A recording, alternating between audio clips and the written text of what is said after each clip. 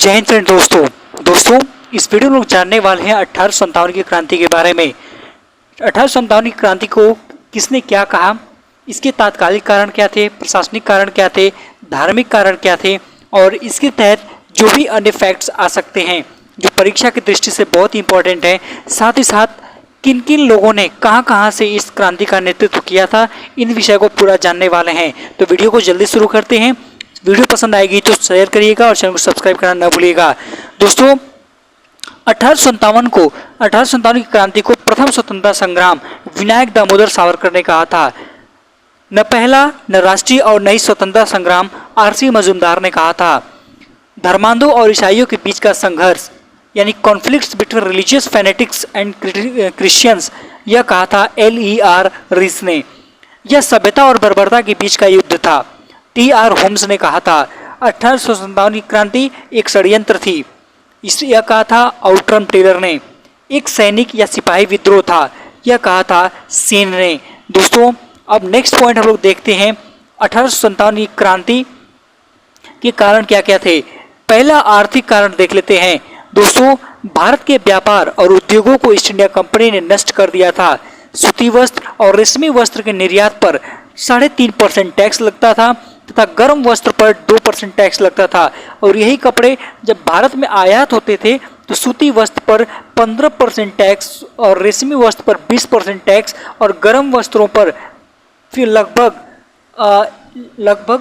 30% tax लगता था। दोस्तों प्रशासनिक कारण देख लेते हैं।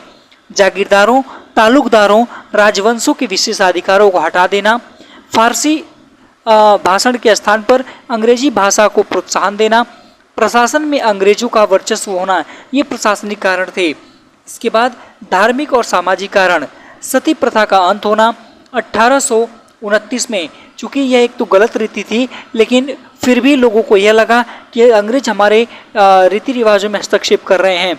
दूसरा विधवा पुनर्विवाह अधिनियम का लागू होना सन 1856 में। यह भी विधवा पुनर्विवाह होना चाहिए, ये बात बिल्कुल सही है। जब एक्ट पास हो जाता है तो यहाँ के कुछ धर्मांध लोगों ने इसे गलत बताकर इसका विरोध किया।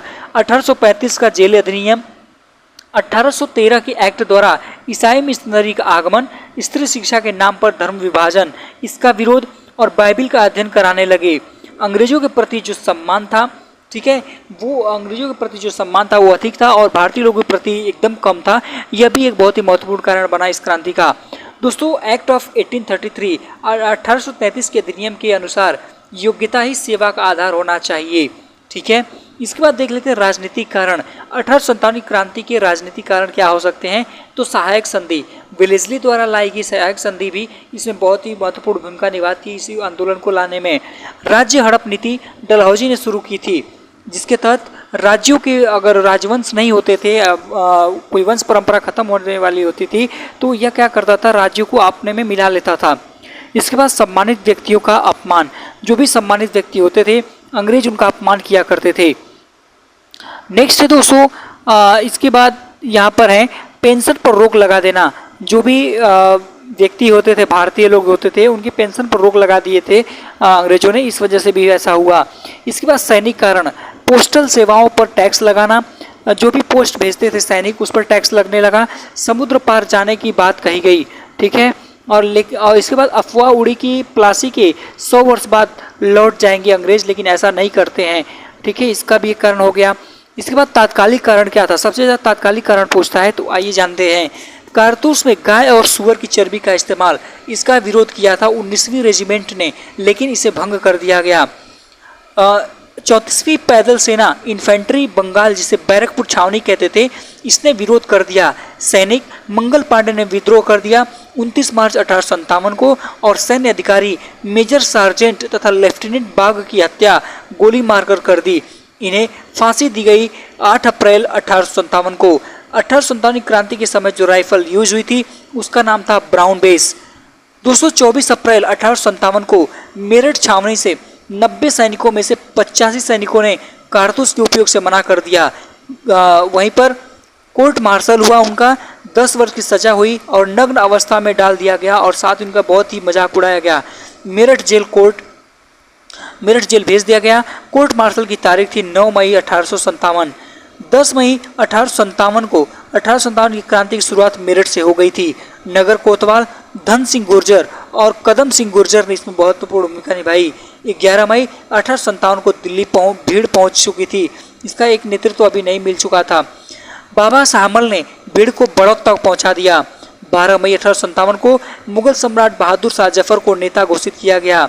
बाबा शाहमल की फांसी हुई 21 जुलाई 1857 को। वहीं राव उमराव सिंह गुर्जर को फांसी हुई 17 सितंबर 1857 को सिकंदराबाद उत्तर प्रदेश बुलंदशहर में। दोस्तों इसके बाद 1857 की क्रांति की वास्तविक जो कमान है वह मुगल सम्राट की कमांडर बख्त खान के पास थी। साहब ए आलम बहादुर इन्हें उपाधि मिली थी सम्राट के द्वारा। ठीक है, साहब ए आलम बहादुर की उपाधि किसे मिली थी? बख्त खान की। किसने दी? बहादुर शाह जफर ने दी थी। दोस्तों बहादुर शाह जफर लाल किले से हुमायूं के मकबरे में गया, लेकिन वहां पर अंग्रेजों ने उन्हें पकड़ लिया और रंगून जेल यानी म्यांमार भेज दिया, जिनकी 1862 में मृत्यु हो जाती है। अब जान लेते हैं कि किस व्यक्तित्व ने, महान व्यक्तित्व ने कहां से इस आंदोलन का नेतृत्व किया था। तो दोस्तों लखनऊ से बेगम हजरत महल ने किया था और इनका जो बेटा था वो था बिरजिस। इनका बेटा जो था वह बिरजिस कादिर था। उपनाम बेगम हजरत महल का उपनाम था महक परी। दमनकर्ता कैंपबेल, जो कि गोरखा रेजिमेंट की सहायता से इसने इस लखनऊ में जो उपजा था यह आंदोलन, उसको दबा दिया। बहादुर शाह जफर अपनी रचनाएं जफर नाम से लिखा करते थे। दोस्तों झांसी से रानी लक्ष्मीबाई ने नेतृत्व किया। इनके पति का नाम था गंगाधर राव और इनके दत्तक पुत्र का नाम था दामोदर राव। इनका जन्म स्थान वाराणसी है। इनका बचपन का नाम मणिकर्णिका भी था, ठीक है, और मनु भी था। मृत्यु व इनकी समाधि स्थल जो है वह ग्वालियर में है, ग्वालियर मध्य प्रदेश। 17 जून 1857 को इनकी मृत्यु हुई थी। और दमनकर्ता ह्यूरोज, ठीक है, ह्यूरोज जो था उसने झांसी में उपजे इस आंदोलन को दबा दिया था। ठीक है, इसके बाद कानपुर 5 जून 1857 को यहाँ पर क्रांति भड़की, जिसका नेतृत्व नाना साहब और ताता तोपे, जिनका पूरा नाम रामचंद्र पांडुरंग था, उन्होंने किया था, जो कि कमांडर इन चीफ थे। इन्होंने खुद को पेशवा घोषित कर दिया कि इन्होंने नाना साहेब ने। ठीक है, और इसका यहाँ पर जो दमन करता था वह अधिकारी था कैंपबेल। दोस्तों 1857 की क्रांति में ईस्ट इंडिया कंपनी का साथ देने वाली रियासतें थीं निज़ाम, सिंधिया, होलकर, जयपुर, जोधपुर और बीकानेर। ठीक है, जब पूरा भारत अग्नि की ज्वाला में भड़क रहा था आज़ादी के लिए, उस वक्त ये जो रियासतें थीं वे अंग्रेजों के साथ कंधा से कंधा मिलाकर चल रही थीं अपने निजी स्वार्थ के लिए। दोस्तों इलाहाबाद में 6 जून 1857 को क्रांति भड़कती है। इसका नेतृत्व किया था लियाकत अली ने। दमनकर्ता अधिकारी था कर्नल नील। ठीक है, इसके बाद बिहार से कुंवर सिंह, जगदीशपुर के राजा कुंवर सिंह ने नेतृत्व किया और दमनकर्ता यहाँ पर था विंसेंट नायर और टेलर मेजर। ठीक है, इसके बाद फैजाबाद मौलवी अहमदुल्लाह, इन्हें डंका शाह के नाम से भी जाना जाता है। किन्हें? मौलवी अहमदुल्लाह को। इनके ऊपर 50,000 का इनाम रखा गया था। यहाँ पर जो दमन करता था जो अधिकारी वह कौन था?